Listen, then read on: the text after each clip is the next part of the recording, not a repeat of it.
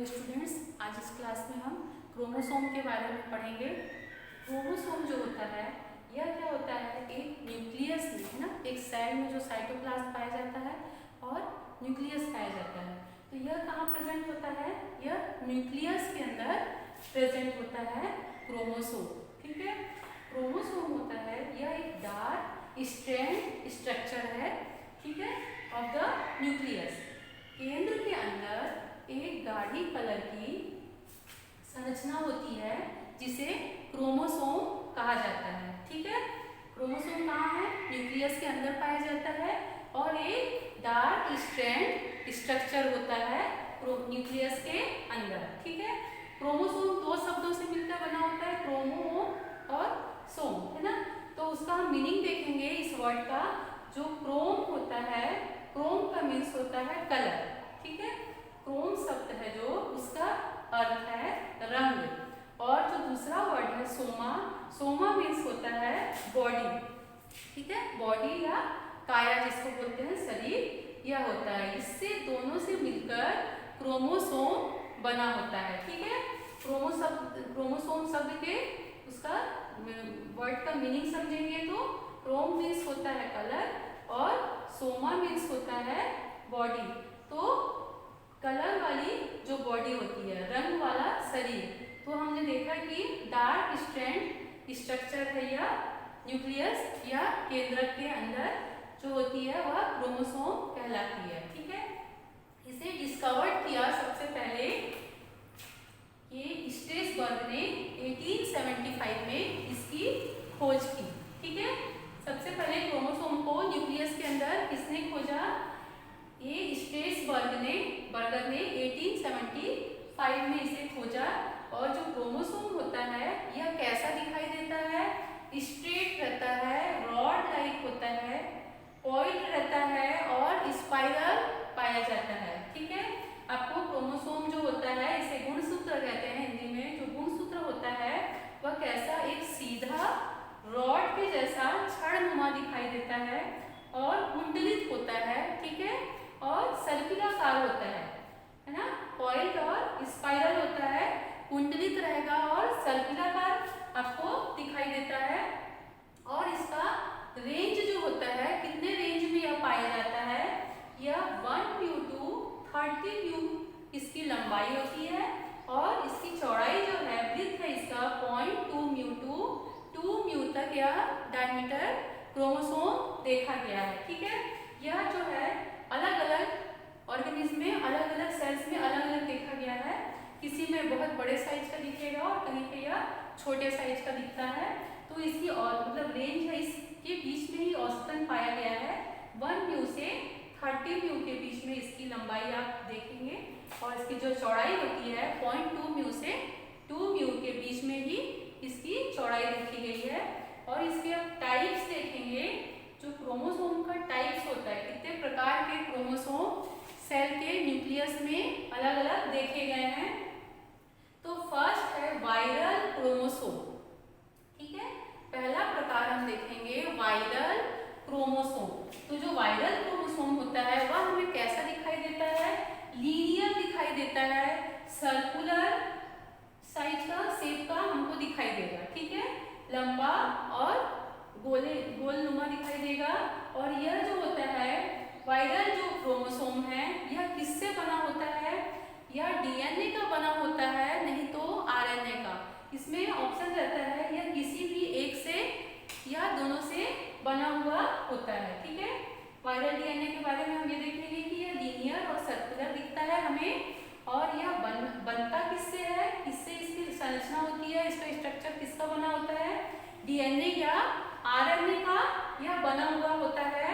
Second type देखेंगे bacterial chromosome. Bacterial chromosome जो दूसरा टाइप है वह कैसा हमें दिखाई देता है, सर्कुलर दिखाई देता है, गोल आकार का दिखाई देगा। और यह बैक्टीरिया में, बैक्टीरिया और जो ब्लू ग्रीन एल्गी होता है उसमें एग्जाम्पल में देखते हैं कि यह जो होता है डीएनए का बना होता है केवल। ठीक है, जो बैक्टीरियल क्रोमोसोम है वह बैक्टीरिया में देखा गया है केवल ये डीएनए का। यहाँ पर हम देखे थे डीएनए या आरएनए दोनों का बना हो सकता है, यह किसी एक का बना हो सकता है, और बैक्टीरियल क्रोमोसोम में फिक्स्ड है कि यह जो डीएनए है, यह जो क्रोमोसोम है डीएनए का ही बना होगा, डीएनए डीऑक्सी न्यूक्लिक एसिड का ही बना होता है। ठीक है, यूकैरियोटिक जो क्रोमोसोम होता है यह कैसा दिखता है, यह थ्रेड लाइक दिखेगा, धागे जैसा दिखाई देता है। ठीक है, और यह किससे बना होता है, डीएनए और प्रोटीन दोनों से मिलकर बना होगा।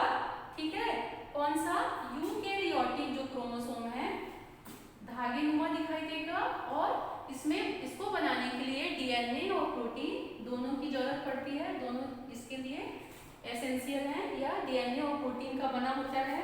नेक्स्ट है क्रोमोसोम को हम क्या जीनस कहते हैं, इसे हम किस नाम से और संबोधित करते हैं, हम और किसके नाम से इसको जानते हैं, जीनस के नाम से जानते हैं क्रोमोसोम को। ठीक है, डिफरेंट पार्ट्स कौन कौन से हैं इसमें, फर्स्ट अलग अलग पार्ट्स होते हैं क्रोमोसोम, जो बहुत सारे पार्ट्स है जो उसके कंपोनेंट्स होते हैं जिससे मिलकर वह बना होता है। तो फर्स्ट पार्ट है इसमें मैट्रिक्स। ठीक है, मैट्रिक्स जो होता है यही जो होता है मेन मास ऑफ क्रोमोसोम होता है। ठीक है, क्रोमोसोम का मेन पार्ट यही होता है, इसी के अंदर सारे जो इसके कंपोनेंट्स हैं वह फ्लूट करते रहते हैं, तैरते रहते हैं। ठीक है, तो जो मेन मास ऑफ क्रोमोसोम है कौन है, मैट्रिक्स होता है। ठीक है, उसके बाद सेकंड देखेंगे पेलिकल। पेलिकल जो होता है यह क्या होता है, मैट्रिक्स के चारों ओर कवर्ड रहता है, एक आवरण है जिसको पेलिकल कहते हैं। मतलब कि पेलिकल जो होता है पूरे मैट्रिक्स को चारों तरफ से घेर कर रखता है। ठीक है, वह पेलिकल कहलाता है ना, पेलिकल होता है जो मैट्रिक्स को कवर करके रखा हुआ, ढक के रखा हुआ है। नेक्स्ट है क्रोमेटिड। क्रोमेटिड कहाँ होता है, यह मैट्रिक्स के अंदर पाया जाता है, यह दो धागे नुमा रचना होती है। ठीक है, मैट्रिक्स क्या होती है, two threads twisted around each other. ठीक है, ये जो होते हैं क्रोमेटिड्स होते हैं, inside matrix two threads are present coil form में होते हैं। यह कैसे होते हैं, मैट्रिक्स के अंदर रहेंगे, दो धागे नुमा रचना है और आपस में कॉइल होते हैं। ठीक है, नेक्स्ट है क्रोमोनेमा। क्रोमोनेमा जो होता है यह नया दूसरा है इसका पार्ट, या इसमें टू थ्रेड्स होते हैं और ट्विस्टेड रहते हैं अराउंड ईच अदर।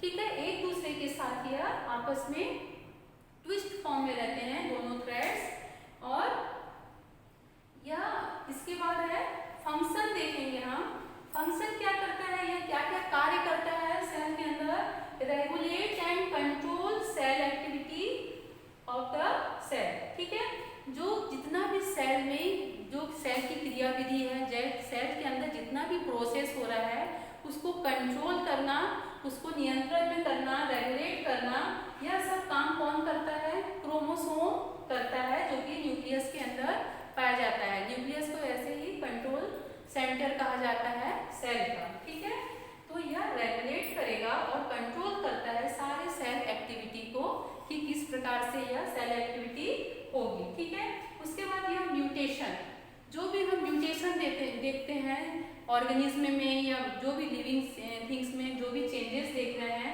वह किसके कारण है, म्यूटेशन के कारण जो हो रहा है। वह म्यूटेशन किसमें चेंजेस के कारण हो रहा है, गुणसूत्र में, क्रोमोसोम में कुछ चेंजेस हो रहा है, मतलब वो म्यूटेट होके दूसरा नया फॉर्म जो बना रहे हैं, तो यह भी किसके द्वारा संपन्न हो रहा है, गुणसूत्र या क्रोमोसोम के द्वारा हो रहा है। इवोल्यूशन जो है, विकास हो रहा है, अपने जो जीवों का विकास हो रहा है, जितना भी लिविंग ऑर्गेनिज्म, प्लांट्स, एनिमल्स जिसमें विकास हो रहा है, विकास देखा गया है, वह सब भी किसके कारण संभव है, यह गुणसूत्र का ही काम है कि इसमें विकास होगा तो ऑर्गेनिज्म में ऑटोमेटिक विकास होगा। नेक्स्ट है सिंथेसिस ऑफ सेल। सेल का सिंथेसिस और सेल का निर्माण जो होता है, यह भी इसका कार्य भी कौन संपन्न करता है, गुणसूत्र ही करता है, सिंथेसिस ऑफ सेल।